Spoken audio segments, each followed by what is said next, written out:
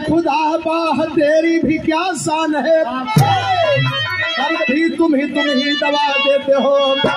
तेरी मर्जी बिना डोले पत्ता नहीं, मारते तुम ही बचा लेते हो। तेरी रहमत कोई जान पाया नहीं, सारी दुनिया की लाज बचाता है तू। राहगीर तेरा कोई रूप नहीं, फिर भी हर रूप में पाया जाता है तू।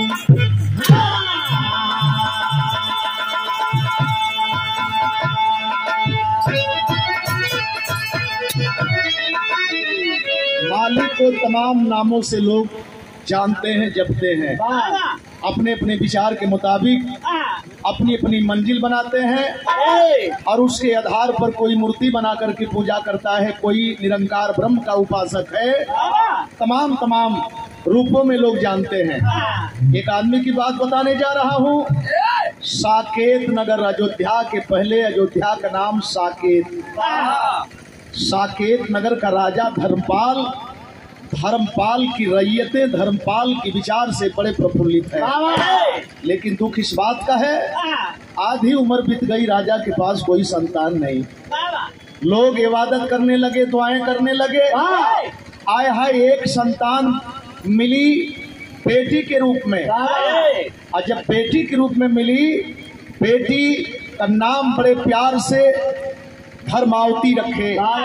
धर्मावती जब जवान हो गई मेरे दोस्त, तो गरीब हो चाहे अमीर हो, अगर किसी की बेटी अगर सयानी हो जाती है, आज पूछिए जो लोग तिलक चढ़ाने आए हैं, क्या हौसला है, दिल दिमाग में एक सोच बनी है, हमारी बेटी सयानी है, अब इसको घर और बर दोनों की जरूरत है।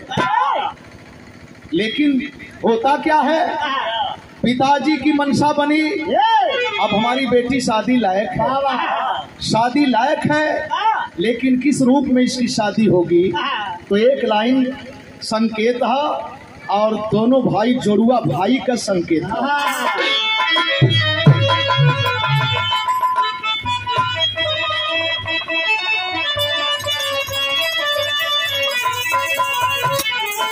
बनारस के चांद पुतली दोनों भाई बहुत प्यार से इस भाव को दर्शाए हैं।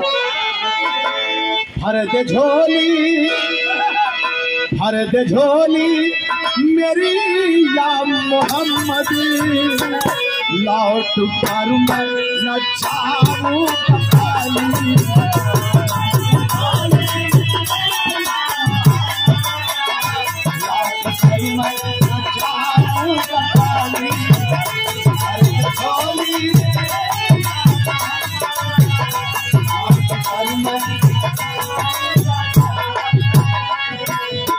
पिता की सोच बनी बेटी की शादी करेंगे, और बेटी जब जवान होती है तो उसकी दिमाग में एक सोच पैदा हो गई। वो लड़के की सोच बन गई, क्या बन गई,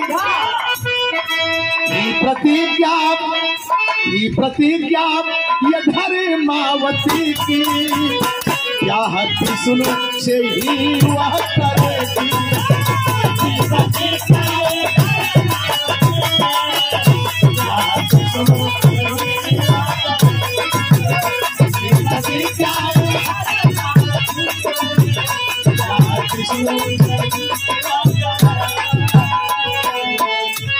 प्रतिज्ञा ये धर्मावती की,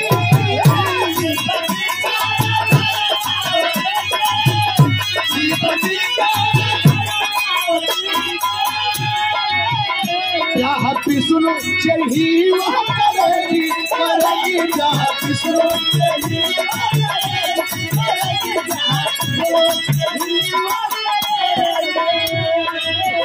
या बनेगी वक्त सुनो पिलानी, या बनेगी वक्त सुनो पिलानी, जिंदगी भर तुम्हारे मरेगी, या बनेगी जिंदगी भर तुम्हारे मरेगी।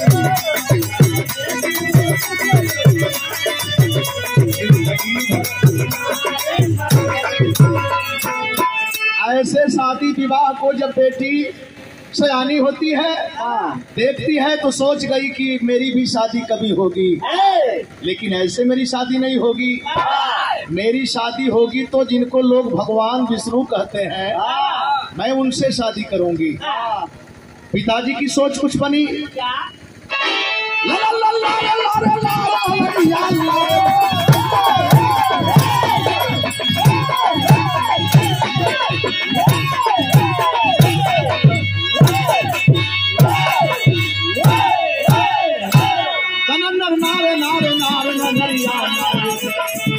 पता नहीं था राजा धर्मपाल को इसका, तनमनियर पर है विष्णु के चरणों में जिसका। क्या बेटी का कन्या सनम बचाए हैं, क्या बेटी का कन्या सनम बचाए हैं, प्रतिज्ञा हर लगाओ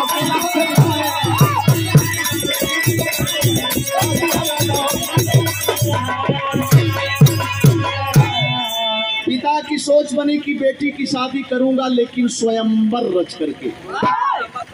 स्वयंवर का मतलब स्वयंवर ढूंढने का अधिकार बेटी को ही दे देंगे। बड़े प्यार दुलार से पाले हैं। बेटी ये न कहे कि मेरे पिताजी हमारे विचार से शादी नहीं किए, हमारा दूल्हा नहीं ठीक है, हमारा घर नहीं ठीक है। स्वयंवर के पाती चारों तरफ भेजवा देल गई। शादी की तमाम चर्चाएं लोग किया करते हैं। कभी भगवान शंकर की शादी की बात करते हैं, कभी राम की शादी की बात करते हैं। धनुष रखी गई, जो तोड़ेगा सीता जी की शादी उसी से होगी। और द्वापर में भी यही हाल हुआ। द्वापर में भी तेल में खौलते तेल में ताकना है। ऊपर चरखी पर मछली नाच रही है, उसके आंख में बाण मारना है। जो मारेगा उसी से द्रौपदी की शादी होगी। मरल अर्जुन, द्रौपदी की अपनौल पांचों भाई। द्रौपदी के अपनौल पांचों भाई। इहो चर्चा छोड़ दे। इसके पहले मनु शत्रुपा की शादी कुछ और रूप से। कहीं कहीं 52 में राजा महाराजा ऐलान कर दे, जे मर्द होखे हमार गर्दन काटे, हमरे रीढ़ का हरिश गाड़े, हमरे खून से कलश भरावे, उससे हमरे बिटिया के शादी हुई। अब सोचे ये शादी कहल जाए कि बर्बादी कहल जाए। अगर यही जब खटक के मार होखे, दो चार जानी मेहमान कोर से गिरे, दो चार जानी हर से गिरे, तो ढोलक हारमोनिया छोड़ के भागल जाई कि बिरहा गावल जाई। कहीं कहीं लड़कियां सांड भैंसा लेके चल दे। ये सांड के नाथी भैंसा के नाथी, उसे हम अपन बियाह करवानी, यानी भैंसा से भी मजबूत हमार मर्द होकर के चाहिए। हमार मर्द, हमार दुल्हा सांड से भी मजबूत होकर के चाहिए। आया है तमाम भ्रांतियां, लेकिन यहाँ पर ये विकल्प है कि जिसको मान ले कि वही इसका दूल्हा बनेगा। और जब बेटी के पता चलल, नजदीक में जाती है, बात कहती क्या है?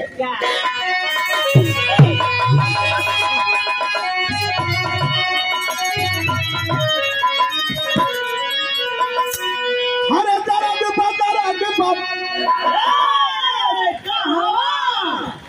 अभी लोग डॉक्टर भैल हो। हम कहले कि दर्द बा तो कहतो कहवा पूछ के खाली दवाई देबा कि नस नाड़ी धरबा। हरे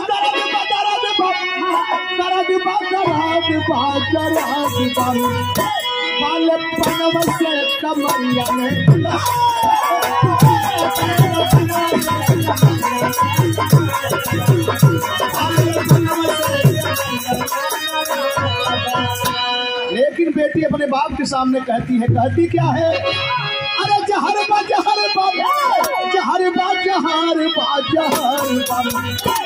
स्वयंवर पिताजी जहर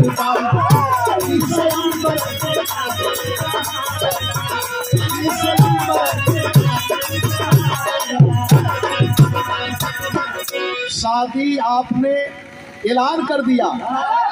पिताजी मैं अपना दूल्हा पसंद कर ली हूँ, अपना वर्ग चयन कर ली हूँ। कहले बेटा बहुत खूब, यही तो मैं चाहता था।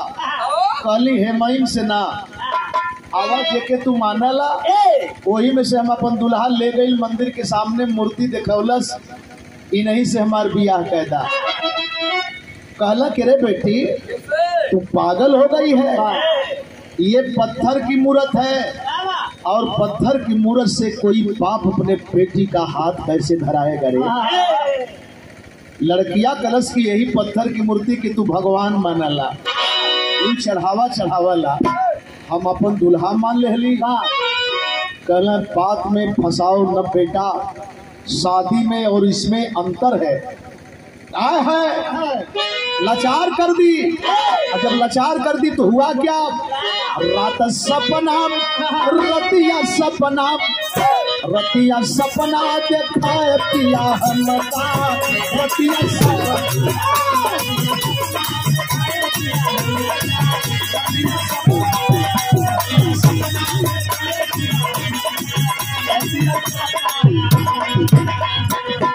राजा भैया लाचार मनवा में, राजा भैया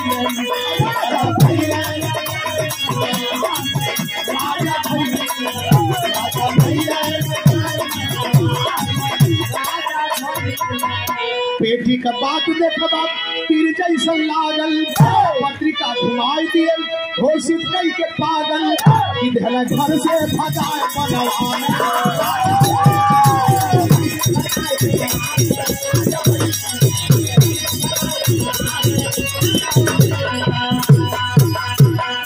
कहला कि बेटी अगर बाप का सम्मान नहीं है तो बाप के घर में बेटी का कोई स्थान नहीं, निकल जा मेरे घर से।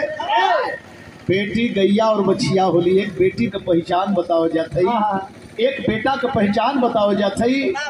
लोग कहला जकरे हाथ में पगहा थमादा इनकार नहीं करेंगी, लेकिन मेरे दोस्त जब ये सवाल हुआ कि मेरे घर से निकल जा, चली जा, जाने लगी बेटी। बोले मैं समझ गया बेटी कि तू मानेगी नहीं, लेकिन एक बात सुन ले, अगर तेरा संकल्प है तो मैं मंजूर कर लूंगा, मगर अगर भगवान मिल जाएगा तो लेकर के आना, यहीं पर शादी होगी, और न मिले तो फिर मर जाना, इधर मत ताकना बेटा। लड़की निकलल चल गई, कहाँ गई भगवान के याद में बैठल है, का करत है ना करत है। यार दरबार में जा करके हाथ जोड़ करके अधीर होकर के बोले साथियों मेरी बेटी पागल हो गई, कैसे शादी होगी। लोग कल जब दुल्हिया पगला गई तो चला अपन अपन हाथी घोड़ा रथ लेके लोग जाए लगले, लेकिन उस इलाके में एक नौजवान, बहुत चतुर नौजवान वैश्य परिवार में, आखिरकार जब ये चर्चा उसके दिमाग में गई तो सोच पड़ गया, लड़कियां पागल ना है लेकिन पागल है। भगवान विष्णु के मांगत है तो विष्णु कहाँ भेटे है। अगर लह जात तो पहले तो उत्तराधिकारी बन जाई थे गद्दी के, और इतना सुघर राजा का बेटी राजकुमारी हमार दुल्हन बन जात। आए हाय देखे वो लड़का घरे से निकल गल, अब गयल कहाँ पर, क्या बात है, तर लगल बना बढ़िया बढ़िया सामान लेहलस। कैसन लेहलस, वक्ष लिया, त्रिशूल लिया, शंख लिया, चक्र लिया, पुष्प लिया, गदा लिया, नकली भगवान विष्णु के भेष में सज धज के तैयार हो गए। ऐसे नाच वोच में राजा बनेला, केहू मंत्री बनेला, केहू दरोगा बनेला, केहू पुलिस बनेला। 9 बजे 10 बजे वांट निकली भराई, एक बाद जई हैं हर काम परीक्षा कुल हुई, ज्वाइनिंग हुई, 3 बजे ले ड्यूटी करत करत प्रमोशन होत आखिर में बेचारे पेंशन लेके 3-4 बजे ले वापस आ गई। क्या हालात है, एक दिन का हालात बा, यह काम ही कैलस का। अरे आय हो दादा कि आय हो दादा कैसन गोरिया के चारी,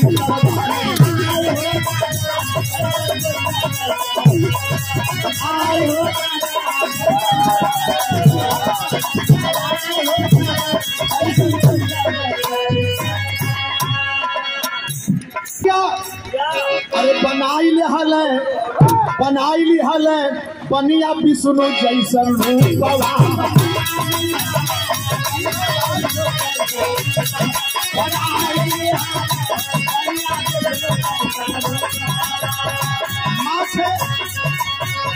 माथे पुष्प चक्र पीताम्बर सजाई हल बनिया विष्णु जैसन रूप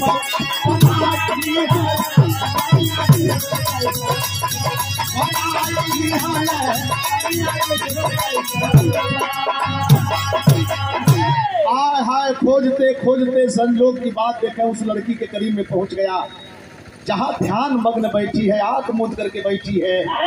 नजदीक में जाकर बोला, प्रिय जागो, अपनी आंख खोलो, देखो मैं भगवान विष्णु आ गया। यह है बिना बार वाली राजकुमारी आई भगवान विष्णु है। कहते प्रिय आंख खोलो, मंचवा पर प्रिय और प्रिया दोनों। लड़की का आंख खुलल और ये कहा कि मांग लो, दिल खोल करके मांग लो, आज खुश हूँ, क्या चाहिए। लड़कियां जब देखलस कि भगवान हुए तो पैर पर लिपट गई, उठा लिया, नहीं तुम्हारा स्थान यहाँ नहीं, तुम्हारा स्थान यहाँ है, क्या चाहिए तुमको। कलश की प्रभु ये भाई मांगी, दुनिया जान गई कि बियाह हुई तो से नहीं तो अविवाहित रह के दफन हो जाई। तो सिंदूर का डिबिया लेके गए, कहल कहो तो अभी डाल दूं, यानी तैयारी में गए। कलश की ना, इतना जल्दी ना, शादी हुई मगर हमरे बाप के सामने दरबार में हुई। तनी सा घबराए लगल, लड़कियां ना चिल्लस कहीं अगर हो जाए चिन्हाई गई तब तो बात बिगड़ जाई। लेकिन फिर दिल दिमाग में सोच पैदा भल कि जब ना चिल्लस वो लोग ना चिन्हे, जब ले सदिया हो जाई तो फिर कुल भ्रम खत्म हो जाई। लेकर के साथ में आती है धर्मपाल, जब देखे बोले दरबारियों मेरी बेटी पागल नहीं, मेरी बेटी पा गई, वेद विधि के साथ शादी होगी, तैयारी करो। ये हर हल्ला मचगल, हल्ला मचगल की राजा का बेटी भगवान विष्णु के लेके आ गई। ये हर असली भगवान सोचे लगल, बात बिगड़ल चाहती है। सरस्वती जी की बोलौल, कहल ये काम करा, हाई जाए के रजवन की जिभवा पर बैठ के पहले तई घुमावा, इन्हन के मुड घुमावा, इस सदिया रोके सब, नहीं तो बड़ी बदनामी हुई। आय है सरस्वती जी जाके सबके जिभवा पर बैठली, और जब मुड घूमल तो जहाँ गयल बा वही जब रुक गए। अपने में चर्चा लोग करे लगल, कहा राजा धर्मपाल न्योता दिल हमहन के भगाए के बियाह करत हुन भगवान विष्णु से। पहले तब विष्णुओं की ऐसा करे के ना चाहिए। भगवान हुए पूजा पाठ ले लें, अपन पूजा पाठ लेके चल जाए के चाहिए। गलती करत हो कि हमन के आबरू पर हाथ लगावत हुए। और दूसरी की बात, धर्मपाल का हिम्मत, इतना लोगों के साथ ना इंसाफी, कैसे शादी हुई, ना होकर दहल जाई, कैसे शादी हुई, हम बताओ थी कैसे हुई।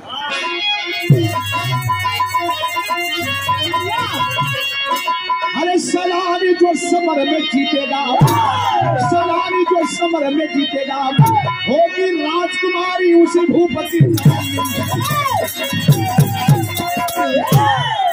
घेर लिए सब राजमहल को राजा लेके तीर कमान। अब एक धर्मपाल निकल बाहर किया स्वयंवर का अपमान। चारों ओर से खींच लेना तीर तलवार, कहला कि अपमान करना था, विष्णु से शादी करना था तो हम लोगों को बुलाया क्यों। तो वो निकाल अपने विष्णु के, तनी देखल जा कैसन हुआ विष्णु। अरे यही हिंदी में बोला सो, बिगड़ल जरूर रहा कुल। राजा जब सुन ले चाह के बेटी से कहला कि बेटी बात तो बिगड़ गई, लगा था कि किला का एक एक ईंट उखाड़ के लेके चल लिए। अब लड़ाई में जाते बेटी धर्म निभावे लेकिन मरा जाई, बड़ा काफी तादाद में हुए। लड़कियां कलश की बाबू आप इतना दुखित होके बोलत हुआ। एक बात बताई, अरे जेकरे सामने साक्षात भगवान, ये दुनिया एक और हमार भगवान एक और, ओके का पता। अब भगवान के भेजत है, गईल कलश की प्रभु सदिया तो हुई, लेकिन तनी से तो होके मेहनत करे के होगा। हमरे बाप का दुश्मन बन गए कुलियानी, ये लोगों से लड़ के जीत के तब शादी करे के है। और जब ये बात नकली भगवान सुनले तब तक फटल, कहना या बोले तो ठीक रही है, लेकिन अब यह झुरायल, अब मामला बिगड़ल।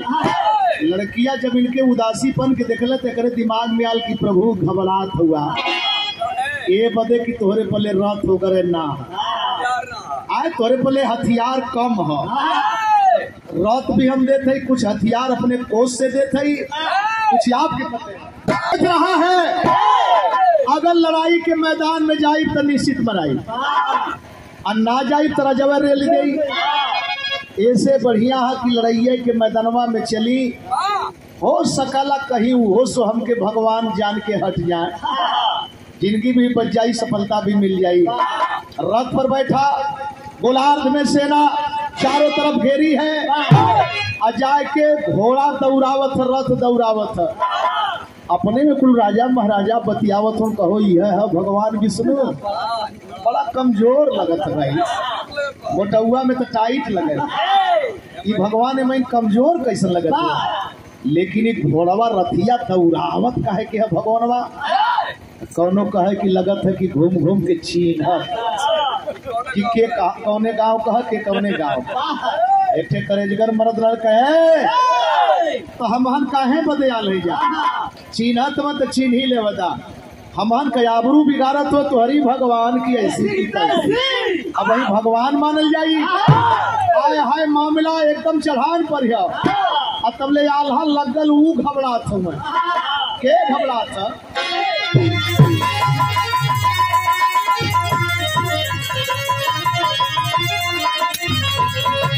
अरे हर भगवान देखता सोचे अपने मानवा, चौकी लड़ैया पीछे बनिया जाई मारा।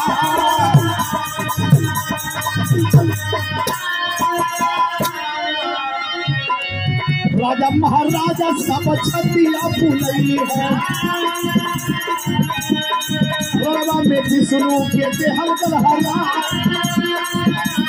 चौकी जीती जाई अपने छल पीर प्यास से, जाई न कुमरिया के सत कुल साथ, जाई न कुमरिया के सत कुल साथ, सन सन पाना चलावल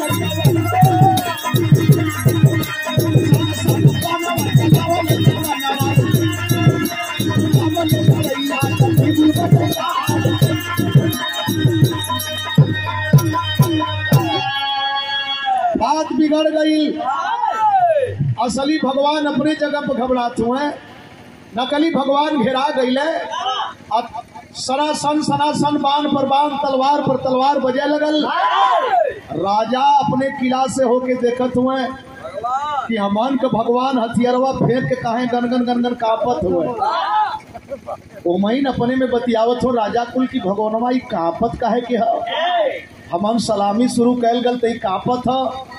कुछ लोग कहला कि मर्द जब गुस्सा में होता है तब शरीर में कंपन होती है, या मर्द जब भयभीत होता है तब शरीर में डर। तो ही का आए है राजा कहला कि बेटी सलामी शुरू हो गई। आई भगवान हमन के कांपत हो, लड़कियां तरस की नाही बाबूजी कांपत ना हो। लगत है कि ढेर जाने हुए भगवान कोनो मंत्र पढ़ के दिव्यास्त्र मंगावल चाहते हो।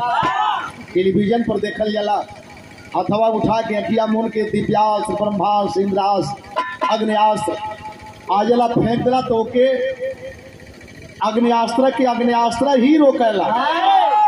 लेकिन लड़कियां देरी होखे लगल तो सोचे थे कि लगत है कि भगवान घबराए घबराए कि मंतरिया पढ़त हो, एक आध अक्षरिया भुला जाए, यही से ना पावत हो, तबले कोनो मार न दे।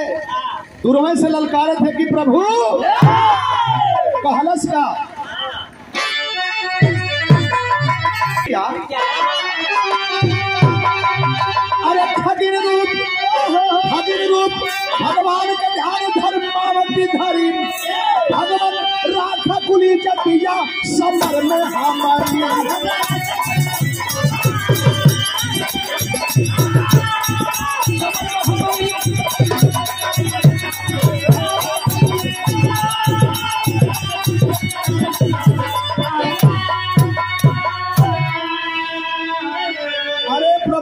बाद में अग्नियाद्रि व्यास मंगैया तुहार 37 किलो का चक्र है। हमन का वेद बतावला कि 37.5 किलो का चक्र है। पहले चक्रवे फेंका, ओके का पता कि भगवान खुद चक्कर में पड़ल होगा। ये हर का गति है, देख हाल राजाओं की पनिया पे हद घबराई। अरे तब ले लागल एक बार है बीच कलेजे आई, भगवान आई लग गई पथतिया समर में हमारी। तब ले थोड़ा ठोकी देला कलश की बड़ा तेरी लेकिन गिनायल, बड़ा तेरी लेकिन गिनायल, एक थोड़ा ठोक देलस। यही पर देखे मजबूरी है जे के लोग कहला मैं नहीं तो तुम नहीं, तुम नहीं तो मैं नहीं। हम न होते खुदा न होते, खुदा न होते हम न होते। हमन होबे न करी, हमन होबे न करी तो केहू का नाम ले कैसे। कहीं न कहीं उनकी भी मजबूरी है। जेके ठेठ में लोग कहला कि भगवान भक्तों के बस में, गौर करेंगे भक्त उनके बस में नहीं। मजबूरी में आना पड़ा, आ करके बोले बेटी उन्हें अच्छा नहीं किया। आज एक बेटी की पहचान, एक बेटे की पहचान, दोनों की पवित्रता के विषय में सारांश देने जा रहा हूँ। तूने अच्छा नहीं की, इतना बड़ा संकल्प नहीं, लेकिन जब बुला ही ली तो खाली जाऊंगा भी नहीं। किया क्या असली रूप में आके भगवान पर देहल अति भारी। अगला जन्म में बेटी बनोगी सती अनसुईया नारी। अच्छा न पाई है कौन भतिया समर में हमारा।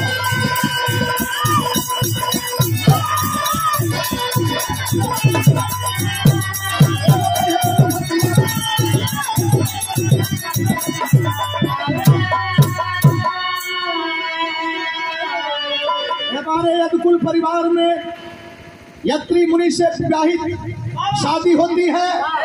सती अनसुईया की पवित्रता जब पताका फहरता है एक बेटी की, हमारे धरती की बेटी की, हमारे धरती की बहन की, और जब पवित्रता का पताका फहरता है तो तीनों देवता जिनको भगवान मानते हैं दरवाजे पे आ गए। रोको, यत्री मुनि को रोको, अनसुईया को रोको।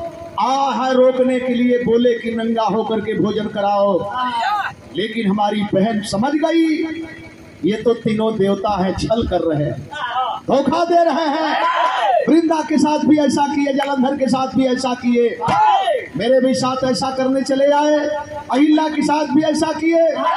ऐसा होने नहीं दूंगी। पति के पैर से पानी परोर करके फेंक देती है, तीनों जानी बालक बन गए।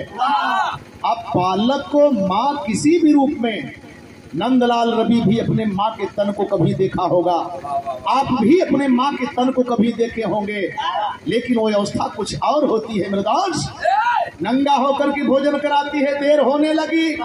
जिन्हें हम स्वर्ग की देवियां कहते हैं, भाग करके आती है, बोली बहन माफ कर दो, छोड़ दो बहना छोड़ दो। कहली कि अपन अपन उठाला, अपन अपन उठौली, पानी परोर के फिर पुनः जब फेंकली, ब्रह्मा दूसरे की, विष्णु दूसरे की। अब आप ही फैसला ले लें। जिनको भगवान मानते हैं उनसे कम महत्ता हमारे आज नौशाद साहब की नहीं है। जिनको हम स्वर्ग की देवियां मानते हैं, आज जिस बेटी की शादी होने जा रही, हमारी बेटी, हमारी बहन, उससे कहीं कई गुना ज्यादा स्वच्छ है, पवित्र है, पावन है, पुनीत है, महान है। इसलिए ये दाम्पत्य जीवन को एक तरफ अर्धांगिनी, एक तरफ अर्धांग कहते हैं। आधा अंग पति का पत्नी में, आधा अंग पति का पत्नी में, इसलिए अर्धांगिनी और अर्धांग कहा जाता है। गौर करेंगे, दोनों की पवित्रता बड़ी महान है, दोनों की पवित्रता बड़ी स्वच्छ है। जिसे हम बेटी कह करके पुकारते हैं, जिसे हम बेटा कह करके पुकारते हैं, अब तक कुंवारे रहे, लेकिन आज के बाद अब ये अवस्था दूसरे तरफ जा रही है। गुरु बिहारी, गुरु गणेश, हरिनंदन राम जियावन, कथन करे केशव कुबेर रमधारी पुष्कर। अरे सलारी जो समर में जीतेगा, सलारी जो समर में जीतेगा, राजू राहगीर नंदलाल को दुनिया जानी, सलारी जो समर में